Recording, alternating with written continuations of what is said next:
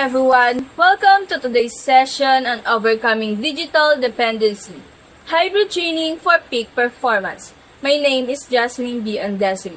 In this session, we'll explore how to balance digital and in-person training to enhance productivity, engagement, and learning effectiveness. We will discuss best practices, key strategies, and practical activities to help you create an effective hybrid learning experience. Let's dive in. The need for hybrid training. Training has evolved significantly in recent years. We now have access to various online learning tools, but we've also realized some limitations. Purely online training can lead to low engagement, distractions, and lack of collaboration. Purely face-to-face training, on the other hand, can be expensive, time-consuming, and challenging to coordinate. A hybrid approach brings together the flexibility of digital learning with the engagement of in-person interactions. This method helps with first, cost savings, fewer travel expenses, and lower facility costs. Second, improve accessibility. Learn from anywhere. And lastly, better knowledge retention by blending multiple learning formats.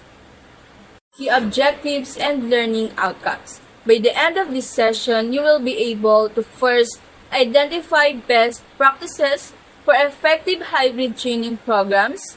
Second, develop strategies to improve engagement and collaboration. Third, use technology effectively without sacrificing human interaction. Fourth, adapt to different learning environments with confidence. And lastly, apply hybrid learning concepts through hands-on simulation. Our goal is not just to share information but to provide practical techniques that you can immediately apply in your training program. Best practices in blending digital and in-person learning. To create a successful hybrid training program, we must focus on 4 key areas. First, the curriculum design. Carefully decide which elements should be online and which should be in person. For online, such as pre-work, recorded lectures, and quizzes. On the other hand, in person, such as workshops, groups discussions, and role-play exercises. Second, technology selection. Choose tools that enhance learning, not complicate it. For example, LMS for structured learning, video conferencing for discussions, and collaboration tools like Miro or Slack. Third, content delivery. Adapt content to different learning styles. Visual, such as in videos and infographics. Auditory, such as podcasts and narrated slides. And lastly, hands-on, such as interactive simulations. And lastly, assessment strategies. Use a mix of digital and offline evaluations. For online, such as quizzes, polls, and feedback forms. And in-person training, on the other hand, such as presentations and group exercises. By combining these elements, we create a more engaging and effective training program. Developing adaptability in various training environments. One of the biggest skills in hybrid training is adaptability. We must be able to switch between online and offline environments seamlessly. So there are key areas to focus on. First, flexibility. Be prepared for technical glitches or schedule changes.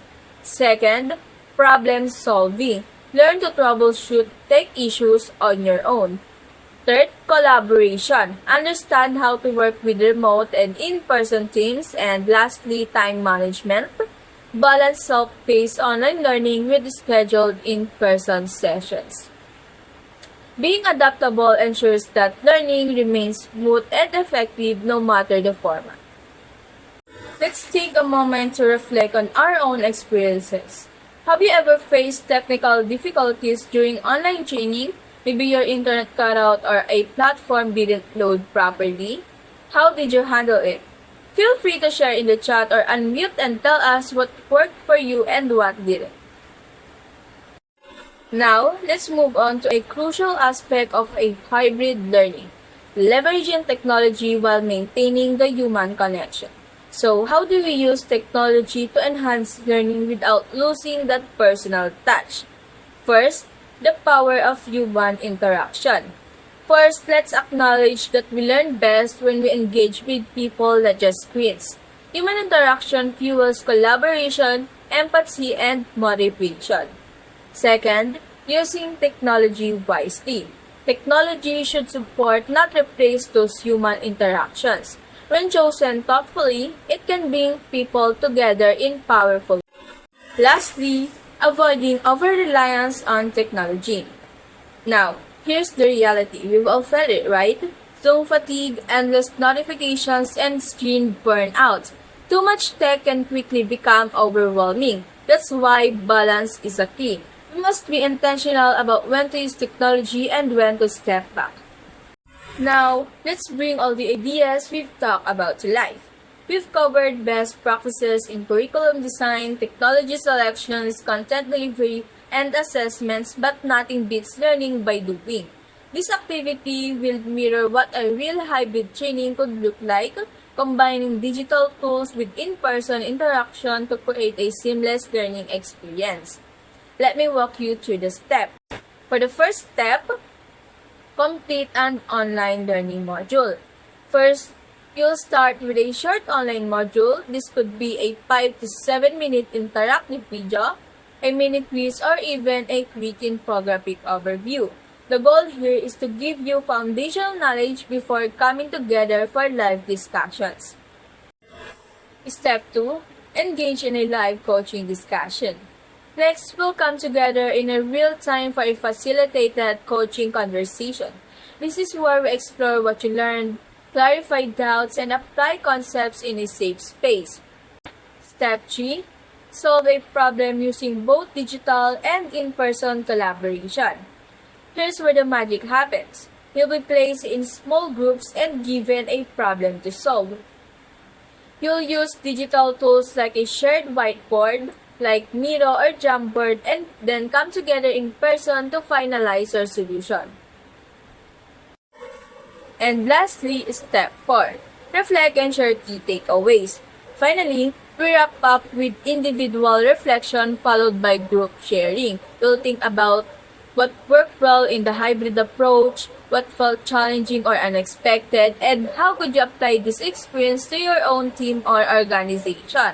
So, why reflection is important? Reflection helps solidify the learning and gives us insight into how hybrid formats can be improved or adapted.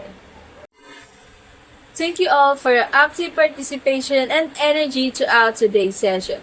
We've explored the importance of balancing digital and in-person learning, looked at best practices, and even experienced hybrid training in action.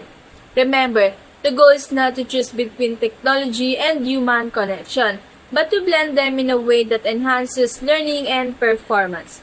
As you return to your teams, I encourage you to apply what you've learned and continue building training experiences that are flexible, engaging, and effective. Let's move forward with intention and adaptability. Thank you, and I wish you all continued success.